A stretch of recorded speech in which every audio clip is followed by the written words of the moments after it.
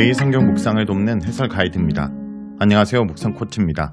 함께 읽고 나눌 말씀은 다니엘서 10장 10절에서 21절까지 말씀입니다. 천사는 땅에 쓰러진 다니엘을 어루만지며 일으켜 세운 후 자신은 도움을 주기 위해 보내심을 받은 자라 밝힙니다. 천사는 다니엘을 위로하고 격려할 뿐 아니라 어떤 방해도 하나님이 자신의 뜻을 이루신다는 것을 깨닫게 합니다. 먼저 10절에서 17절 읽겠습니다.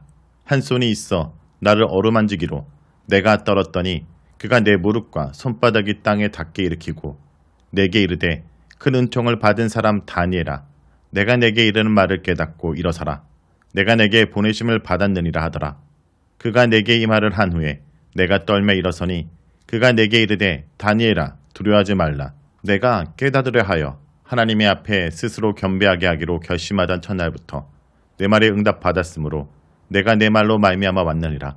그런데 바사 왕국의 군주가 21일 동안 나를 막았으므로 내가 거기 바사 왕국의 왕들과 함께 머물러 있더니 가장 높은 군주 중 하나인 미가엘이 와서 나를 도와주므로 이제 내가 마지막 날에 내 백성이 당한 일을 내게 깨닫게 하려 왔노라. 이는 이 한상이 오랜 후에 이름이라 하더라. 그가 이런 말로 내게 이르되 내가 곧 얼굴을 땅에 향하고 말문이 막혔더니 인자 같은 이가 있어 내 입술을 만진지라. 내가 곧 입을 열어 내 앞에 서 있는 자에게 말하 이르되 내 주여 이 한상으로 말미암아 근심이 내게 더하므로 내가 힘이 없어졌나이다.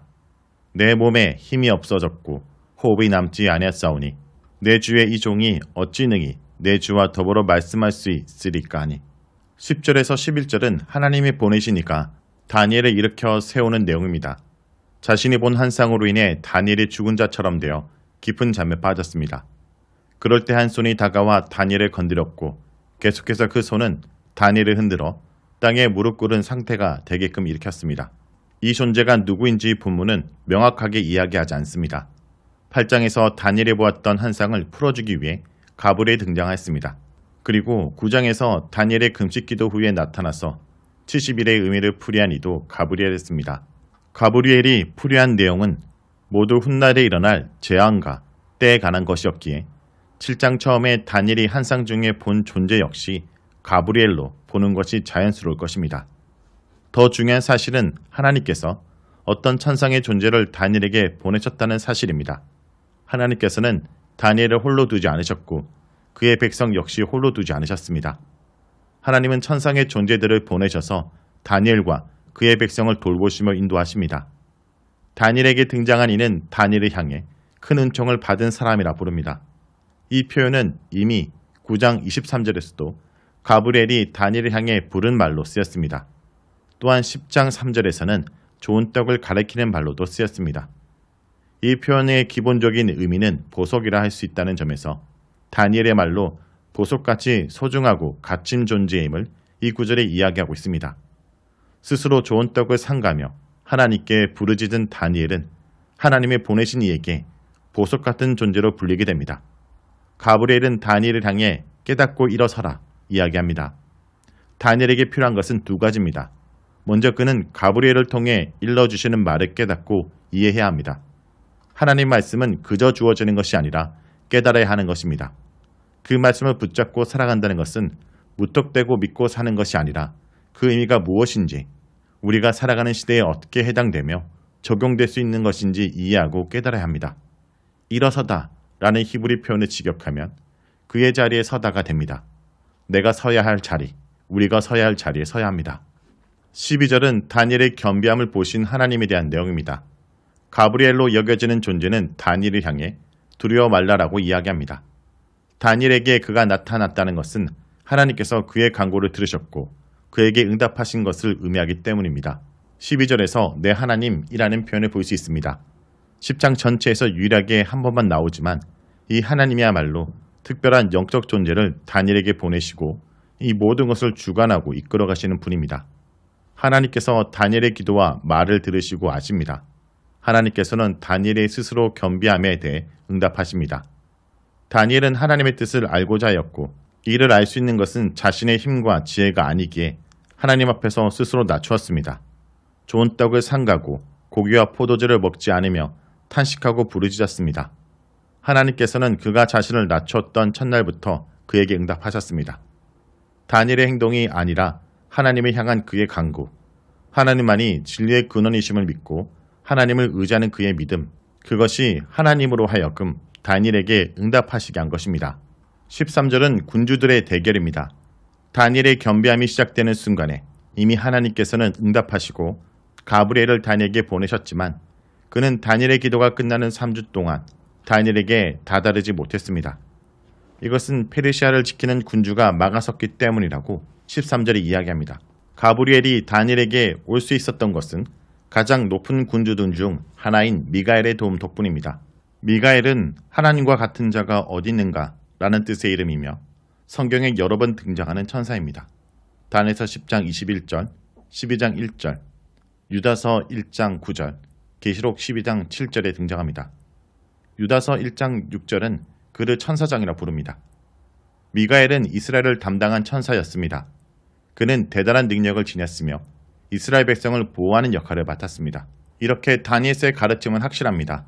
이스라엘 백성들은 정치적, 군사적, 경제적 위기와 패배에 대해 걱정할 필요가 없습니다. 이런 것들은 일시적이며 그들의 천사가 그들을 지키고 있는 한 결코 뿌릴째 뽑힐 일은 없을 것입니다.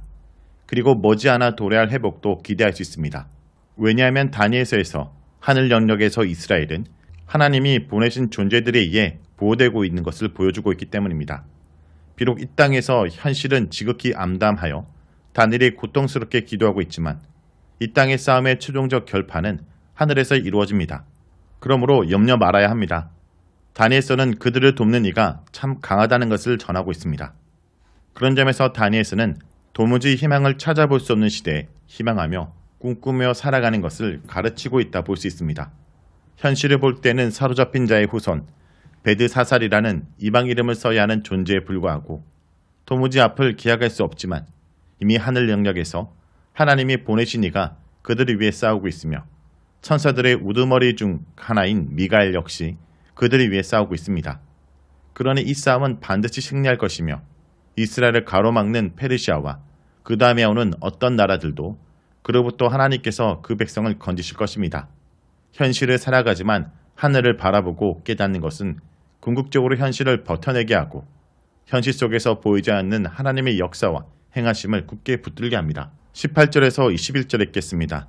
또 사람의 모양 같은 것 하나가 나를 만지며 나를 강건하게 하여 이르되 큰 은총을 받은 사람이여 두려워하지 말라 평안하라 강건하라 강건하라 그가 이같이 내게 말하매 내가 곧 힘이 나서 이르되 내 주께서 나를 강건하게 하셨사오니 말씀하옵소서. 그가 이르되 내가 어째여 내게 왔는지 내가 아느냐. 이제 내가 돌아와서 바사 군주와 싸우려니와 내가 나간 후에는 헬라 군주가 이를 것이라. 오직 내가 먼저 진리의 글에 기록된 것으로 네게 보이리라. 나를 도와서 그들을 대항할 자는 너희 군주 미갈 뿐이니라. 다니엘은 백성에게 일어날 일을 듣게 됩니다. 하늘 영역에서 일어난 일과 앞으로 될 일을 들을 때 다니엘은 다시금 몸에 힘이 빠져버리고 자신이 무슨 말을 할 수 있을지 절망하게 됩니다. 하나님께서 행하시는 일과 그 일에 참여하게 된다는 것은 참으로 두렵고 무서우며 사람의 힘으로 할 수 있는 것이 아님을 발견하게 됩니다. 천상의 존재는 다니엘을 강건하게 하였고 그로 말미암아 다니엘은 힘을 내서 그가 이르는 말에 귀를 기울일 준비가 되었습니다. 페르시아의 시대가 가지만 곧 헬라의 시대가 도래합니다. 열강의 교체가 곧 하나님 백성의 희망이 아닙니다. 오직 이 모든 것이 진리의 글에 기록되었으니 그것이 이루어질 것입니다. 진리의 글이 다니엘서에서 언급되는 책들과 어떻게 연관되는지는 알긴 어렵지만 어떤 책이냐보다 무언가가 책에 기록되었다는 점이 의미 있을 것입니다. 이제 벌어지는 일들은 이미 기록되어 있고 그래서 확증되었습니다. 자, 여기까지가 다니엘서 10장 10절에서 21절까지 말씀입니다. 오늘 말씀을 통해 우리는 무엇을 묵상하고 적용해야 할까요? 하나님의 진리가 우리를 강건하게 합니다. 진리의 글은 앞으로 일어날 사건들을 담고 있습니다. 바사와 헬라의 전쟁을 포함해 미래에 있게 될 일들을 수록해 놓은 문서입니다. 이처럼 개개인의 행위뿐 아니라 거대한 제국과 국가의 흥망성쇠마저 하나님의 섭리 안에 놓여 있습니다. 그 모든 것이 하나님의 계획대로 진행되고 이루어질 것입니다. 성도 여러분, 개인이 지각할 수 없는 거대한 세계 흐름도 결국 하나님이 손 안에 있다는 것을 잊지 않길 기도합니다.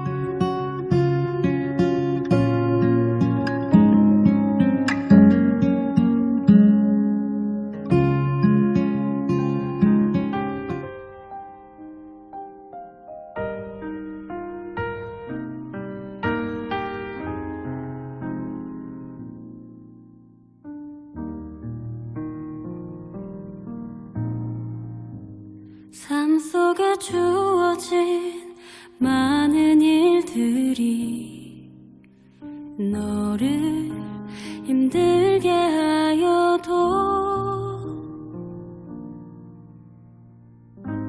삶 속에 만나는 많은 일들이 거칠게 몰아쳐와도 우리를 향한 하나님의 생각은 평안이요 재앙이 아니니 염려 말고 두려 말고 신실하신 주께 기도하라.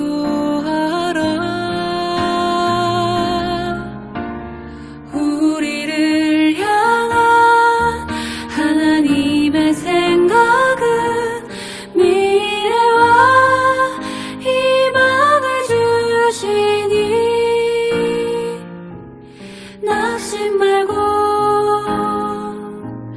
기도하라. 하나님 널 사랑하신다.